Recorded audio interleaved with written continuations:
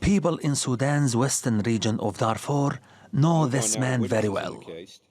Ali Kosheib was a leader of the Janjaweed militia and is now the first defendant to be put on trial at the ICC accused of war crimes in Darfur. He voluntarily surrendered to the ICC in the Central African Republic in 2020. Kosheib is charged with killing, raping, torturing and displacing civilians between 2003 and 2004.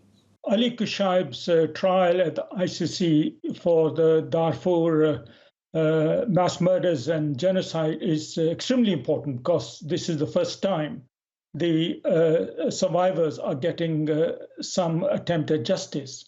However, he was a relatively middling level player in that game.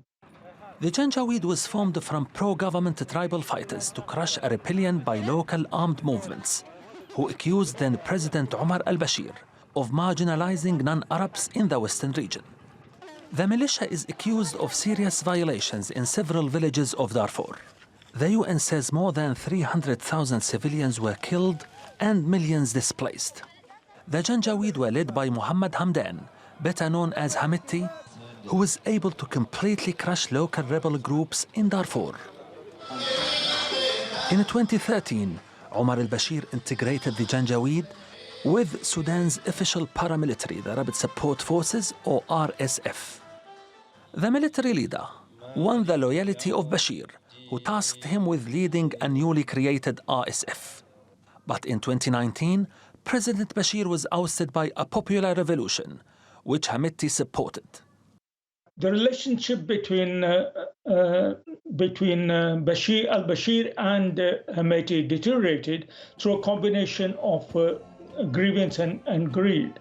So Hamitti felt that he needed to actually get into a more superior position because otherwise he would be vulnerable to be removed one day from his leadership of the Janjaweed, later on the Rapid Support Forces.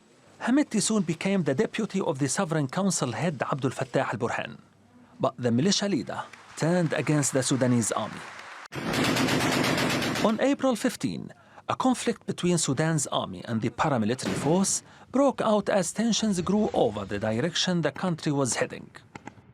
Sudan plunged into violence, and the RSF was once again blamed for atrocities committed during the new conflict. The new current reports of mass atrocities being committed by the Rapid Support Forces in Sudan, particularly in Khartoum and in Darfur, are not surprising. That is because the old conflict of 20 years ago, when I was the UN coordinator in Sudan, has never really finished because there was no accountability and justice. Kosheib's trial is seen as a step towards accountability for his actions. However, relatives of the victims in Darfur say justice will only be achieved when Omar al-Bashir and his aides are behind bars. Ahmad al Shehabi, TRT World.